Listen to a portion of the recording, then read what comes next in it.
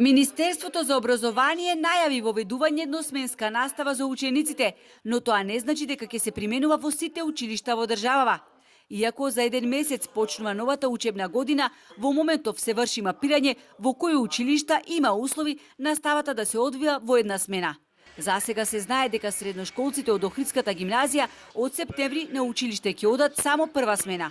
Во градовите од натрешноста има многу повеќе можности за воведување едносменска настава и таму каде што има, веднаш ќе почне, вели ресорната министерка, свесна дека во главниот град има општини каде има училишта со голем број ученици и овој процес не ќе може да се имплементира така брзо.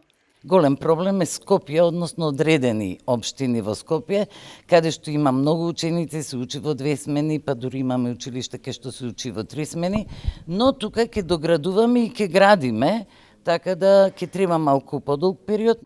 Бенефитот од едносменското работење е што децата ќе бидат наутро 8 часа на училиште, толку колку што се и возрастните на работа. Тоа не значи дека децата ќе учат постојано 8 часа над книга. Напротив, ќе ги завршуваат домашните, ќе имаат дополнителни наставни активности, како ликовно, музичко, физичко образование и други воннаставни активности, појаснува Јаневска. Тоа значи многу важно за нас дека ќе бидат ангажирани и повеќе наставници. Затоа што тие што си ги исполниле 20 до 24 часа, веќе си ја заработиле платата, но ако има наставници кои немаат полн фон часови, ќе се вклучат во овие активности, така да и тука нудиме едно решение за наставниците, а наставник никогаш не е вишок, оти со вишок наставници ние имаме лошо образование. Сега сакаме само да го преорганизираме, да ги искористиме искуствата и знаењето на наставниците, за да добиеме подобар резултат кај учениците. Статистичките податоци покажуваат дека за 10 години бројот на ученици се намалил и тоа во сите степени на образование, основно, средно, високо, а бројот на наставници и професори расте.